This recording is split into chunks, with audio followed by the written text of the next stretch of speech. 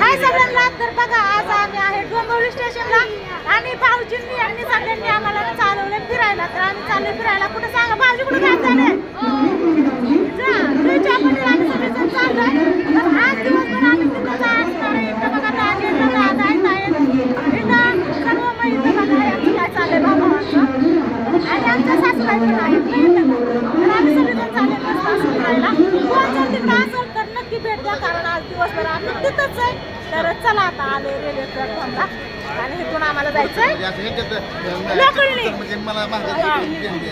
आईला करा बरं का, आईला करा. चला चला चला. गर्दी तर भरपूर राहते त्याच्यामुळं.